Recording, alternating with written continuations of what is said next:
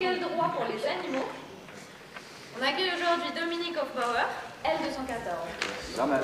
C'est une association en France qui travaille autour de la défense des animaux et plus spécialement des animaux qui sont utilisés comme denrées alimentaires. Les animaux peuvent avoir des droits s'ils sont qualifiés pour avoir des droits, et si oui, pourquoi, et si non, pourquoi.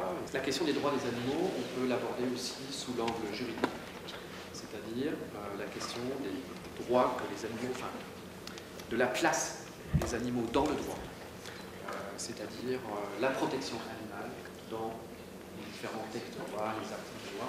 La dernière fois que j'étais venu, j'ai croisé ce fameux. Vous vous souvenez peut-être de ça? Ouais, c'était une votation.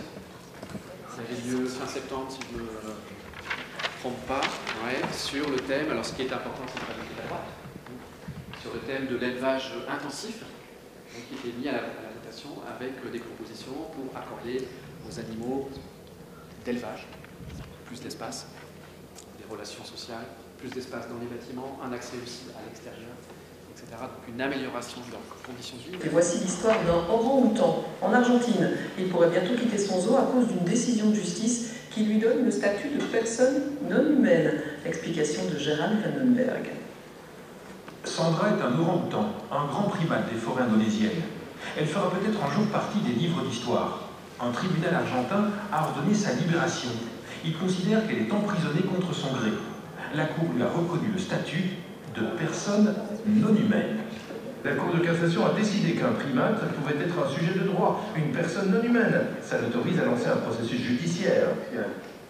La Cour considère que Sandra n'est pas un être humain, mais a des sentiments et donc droit à une plus grande liberté. Et ce centre va appeler le zoo de Buenos Aires, leur dire qu'ils ont une place, et que si on est OK, ils peuvent venir la chercher. Ils sont venus la chercher, c'est là qu'elle est maintenant, elle est toujours vivante. Elle a un très grand enclos, ils ont fait des rapprochements avec... elle voulait avoir rien à voir avec d'autres orang-outans, et puis petit à petit, il y a eu des rencontres à travers la grille, et puis des vraies rencontres, et elle a un amoureux.